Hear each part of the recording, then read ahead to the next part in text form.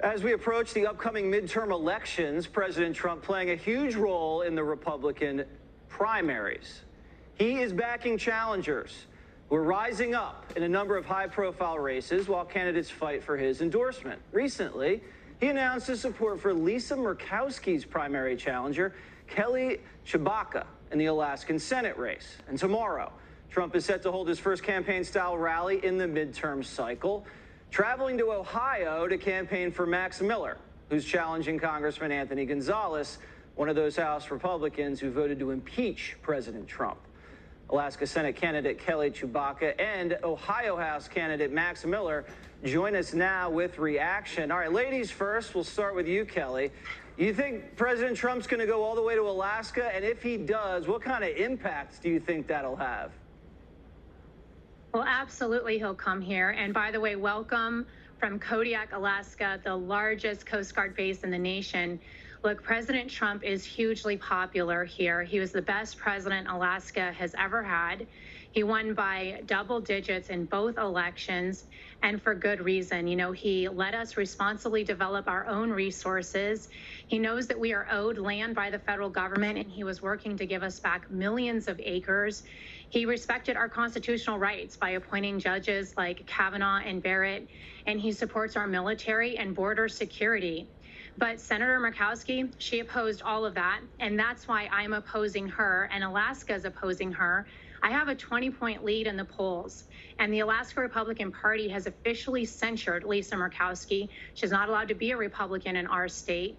In America, you can help us oust Murkowski by donating at kelly4ak.com. So, 20-point lead. I expect you to hang on to that after the president comes for a visit. Yeah, she's squishy on judges, the border, pretty much everything. All right, Max, the president's going to be in your neck of the woods on Saturday. Big rally, crowd is expected. What do you think about that? I'm sure you're going to get a lot of love out there. So far, it's been great, Jesse. Thanks for having me. Look, President Trump's support and his endorsement is the most important endorsement politics has ever known. And we've been able to see that right here in Ohio. Grassroots support for me in this movement, in the America First agenda, has never been stronger. And that's thanks to President Trump.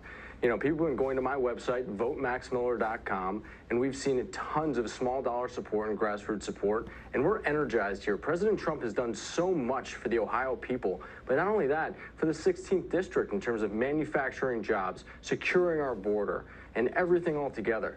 We're going to greet them with open arms, and we're excited to have them.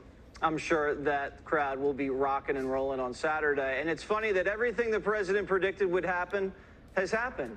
Joe Biden, puppet of the radical left, high energy prices, critical race theory in the school. He broke the bank. Biden broke the border. He warned everybody. I just didn't go that way, unfortunately. How do you see him, Kelly, doing in the midterms in terms of endorsements and fundraising? And then after 2022, what's the game plan? Does he lay in wait and kind of gauge the situation and see if he's going to make another run at the White House?